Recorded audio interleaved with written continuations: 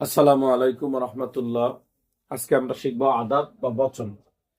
আদাত হলো তিন প্রকার: অহেদ, তাসনিয়া আর হচ্ছে জমা। তাহলে আদাত পাইলাম তিন প্রকার: অহেদ, তাসনিয়া, জমা। তাহলে আমরা আলোচনা করি প্রথম অহেদ নিয়ে। কোন শব্দ দ্বারা যদি একজন ব্যক্তি বা বস্তুকে বোঝায়, একটি ব্যক্তি বা বস্তুকে বোঝায়, তাহলে তাকে অহেদ বলে। তাইলে প্রত্যেক নাকেরা শব্দ সাধারণত অহেদের হালতে থাকে। যেমন আমি বললাম কলাম, অর্থ একটি কলম, তাইলে এটা অহেদ শব্দ।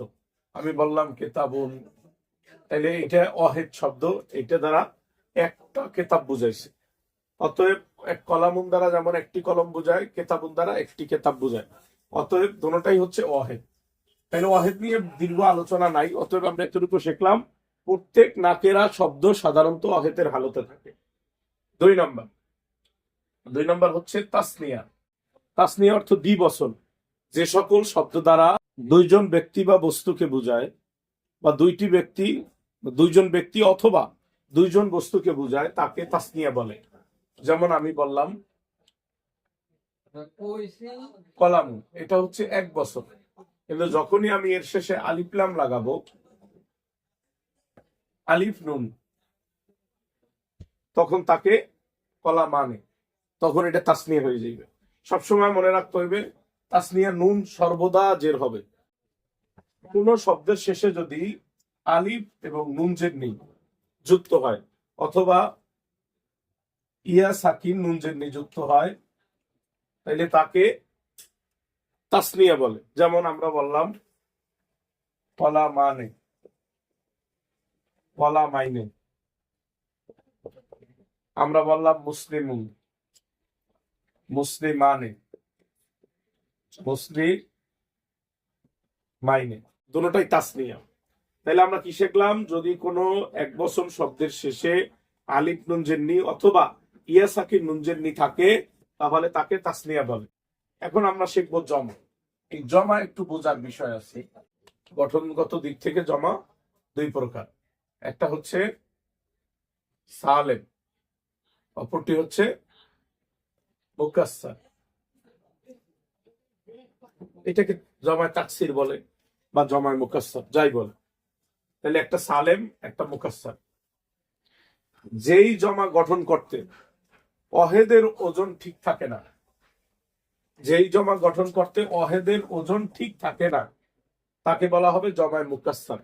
আর যেই জমা গঠন করতে অহেদের ওজন ঠিক থাকে, তাকে বলা হয় সালেম। যেমন আমি লিখলাম কলামুন, এটা এক বছর, তাহলে এটার জমা কি? আকলামুন, এটা বহু বছর। তাইলে এইটা এক বছর, এইটা বহু বছর, তাইলে অহেদের ওজন ঠিক নাই। এই জন্য এই আকলামুন শব্দটা হচ্ছে জমায় মুকাসসার। আর আমি বললাম মুসলিমুন, মুসলিমুন, তাইলে এইটা এক বছর, বহু বছর হইল মুসলিমুনা, মুসলিমুনা। তাইলে এইটা এই যে মিম সিন লাম মিম, মিম সিন লাম মিম, তাইলে আমরা দেখতেছি যে এটা অহেদের ওজন ঠিক আছে। যেই জমা গঠন করতে অহেদের ওজন ঠিক থাকে, তাকে জমায় সালেম বলে। আর যেই জমা গঠন করতে অহেদের ওজন ঠিক থাকে না, তাকে জমায় মুকাসসার বলে। জমায় সালেম আবার দুই প্রকার। সালেম দুই প্রকার: একটা হচ্ছে জমায় মুজাক্কারে সালেম, দুই নম্বরটা হচ্ছে জমায় মুয়ান্নাসে সালেম। জমা মুজাক্কারে সালেম, জমা মুয়ান্নাসে সালেম, দুটোটাই অহেদের ওজন ঠিক থাকবে। কিন্তু একটা হচ্ছে জমা মুজাক্কারে সালেম, অপরটি হচ্ছে মুয়ান্নাসে সালেম। এখন কিভাবে চিনবো কোনটা মুজাক্কারে সালেম আর কোনটা মুয়ান্নাস সালেম? যেই জমার শেষে অনুন অথবা ইয়া নুন জবর না থাকে।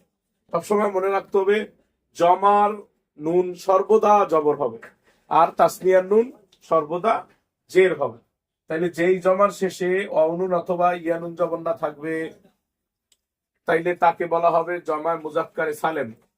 যেমন আমি বললাম মুসলিমিনা বা মুসলিমুনা, মুসলিমিনা, তাহলে এই দুইটা হইলো জমায় মুজাক্কারে সালেম।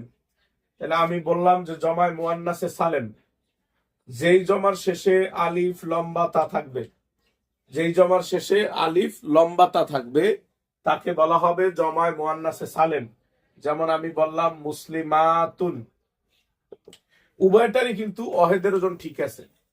জমায় মুজাক্কার সালেম এবং মুয়ান্নাস সালেম দোনোটারই অহেদের ওজন ঠিক আছে, কিন্তু জমায় মুয়ান্নাস সালেম হইলো আলিফ লম্বাতা যুক্ত হবে, আর জমায় মুজাক্কারে সালেম হইলো অনুন অথবা ইয়ানুন যুক্ত হবে।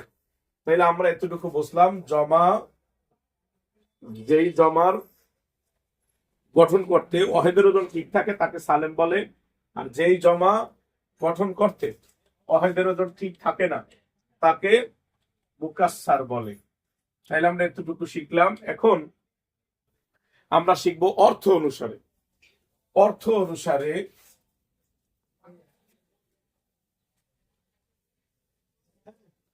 অর্থ অনুসারে জমা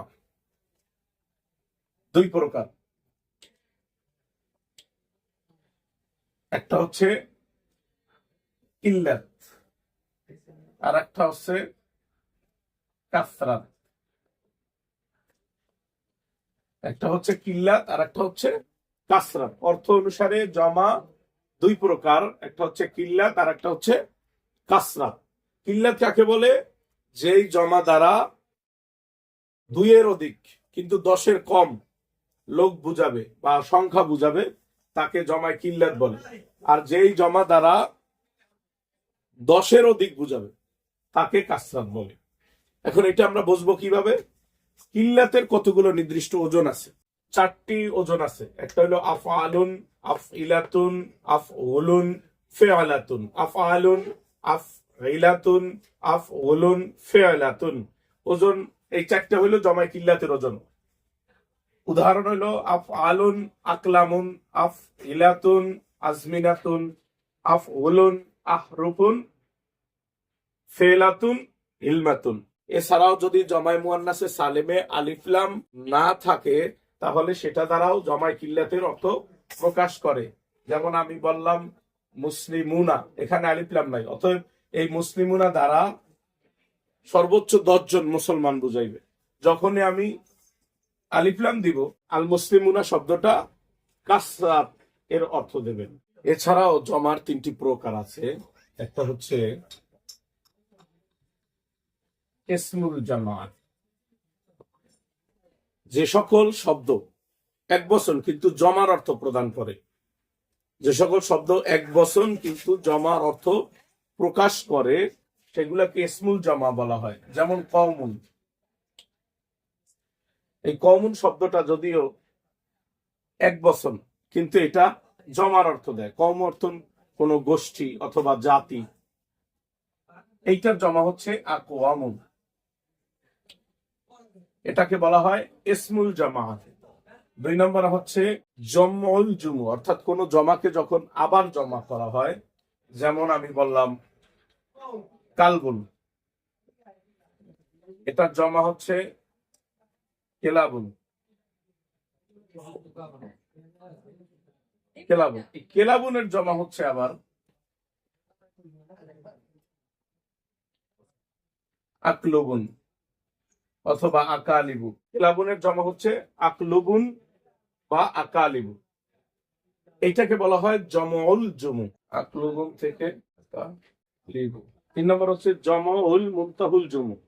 জমউল মুনতাহাল জুমু, এটা হচ্ছে যেই জমা এরপরে আর কোনো জমা করা যায় না সেটাকে জমায় মুনতাহুল অর্থাৎ চূড়ান্ত পর্যায়ের জমা। যেমন আসাবিহ। তাইলে আমরা 3টে শিখলাম।